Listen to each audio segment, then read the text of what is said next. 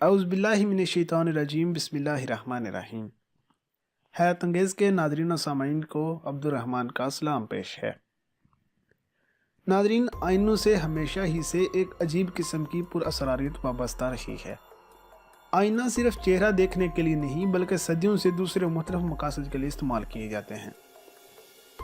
ایک زمانے میں امیر خاندان اپنی دولت کی نمائش کرنے کے لیے گھروں میں ونس میں بننے والے بڑے بڑے آئینے نصب کیا کرتے تھے۔ اس زمانے میں آئینے بہت مہنگے ہوا کرتے تھے۔ آئینوں کی ایسی ہی 6 عجیب و غریب اور پراسرار استعمال جن میں بعض آپ کو حیرت زدہ کر دیں گے، آج اس ویڈیو میں ان کا ذکر کیا جائے گا۔ اور موضوع کی طرف بڑھنے سے پہلے نئے آنے والے دوستوں سے گزارش ہے کہ اگر آپ نے چینل کو سبسکرائب نہیں کیا تو سبسکرائب کر لیجئے تاکہ آپ کو اسی طرح کی انٹرسٹنگ ویڈیوز کا نوٹیفیکیشن ملتا رہے۔ ناظرین، پہلے نمبر پر ہے مستقبل کی جھلک۔ 3 صدی قبل مسیح میں قدیم یونان میں تھیسالی میں جادوگرنیاں خون سے لتھڑے ہوئے آئینوں کی مدد سے لوگوں کو قسمت کا حل بتایا کرتی تھی۔ اسی طرح روم میں آئینے استعمال کر کے ماضی کے بارے میں بتایا جاتا تھا اور مستقبل کے بارے میں پیشگوئیاں کی جاتی تھی۔ اب بھی کئی لوک کہانیوں میں آئینے کے ایسے ہی استعمال کا ذکر مل جاتا ہے۔ ناظرین، دوسرے نمبر پر ہے 2 دنیاؤں کے درمیان پل۔ آج کل آئینے ایلومینیم کے پاؤڈر سے بنتے ہیں، لیکن قدیم مصری اپنے آئینے تانبے کو پالش کر کے بناتے تھے۔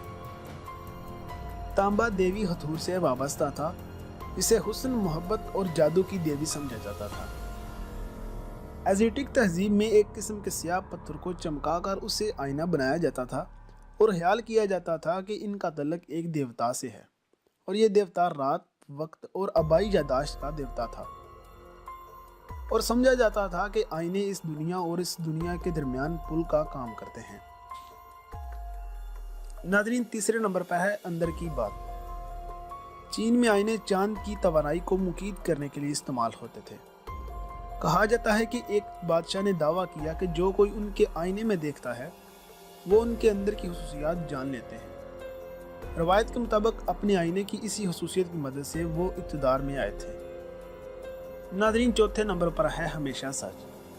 آئینوں کے بارے میں یہ روایت بھی مشہور ہے کہ وہ اپنے اندر سارے واقعات ریکارڈ کر لیتے ہیں۔ مشہور کہانی سنو وائٹ میں یہ واقعہ بیان کیا گیا ہے۔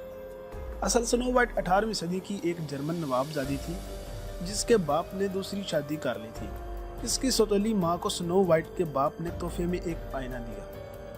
یہ آئینہ باتیں بھی کرتا تھا۔ اس علاقے میں مشہور تھا کہ آئینے ہمیشہ سچ بولتے ہیں، اسی سے کہانی مشہور ہو گئی۔ ظاہر ہے کہانی ہی ہے، لیکن اصل آئینہ آج بھی جرمنی کے ایک میوزیم میں موجود ہے۔ ناظرین، 5ویں نمبر پر ہے برا شگون اور اچھا شگون۔ آئینوں کے بارے میں کئی توہمات مشہور ہیں۔ مثال کے طور پر اگر آپ سے آئینہ ٹوٹ جائے تو یہ بدقسمتی کی علامت ہے۔ یہ روایت رومنوں نے شروع کی تھی جو سمجھتے تھے کہ انسانی روح آئینے کے ان ٹکڑوں میں قید ہو کر رہ جاتی ہے اور اسے اگلے جہان تک جانے کا موقع نصیب نہیں ہوتا۔ البتہ پاکستان میں اس کے الٹ روایت ہے۔ یہاں کہا جاتا ہے کہ گھر میں آئینے کا ٹوٹنا نیک شگون ہے، کیونکہ اس طرح آپ پر نازل ہونے والی بلا آئینے کو آ گئی ہے۔ ناظرین، 6 نمبر پر مشہور روایت ہے روح کا سایہ۔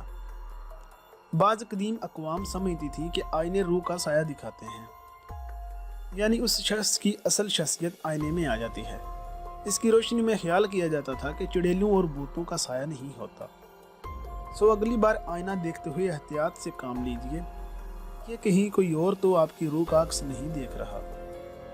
ناظرین، یاد رہے کہ یہ صرف جاہل لوگوں کی من گڑت کہانیاں ہیں، ان کا حقیقت سے کوئی تعلق نہیں، اور اسلام اس طرح کی توہم پرستی سے پاک ہے۔ اور ناظرین، اسی کے ساتھ آج کے موضوع کا اختتام ہوتا ہے۔ اگر آپ کو یہ ویڈیو پسند آئی تو اس کو لائک کرنا مت بھولیے گا۔ اللہ حافظ۔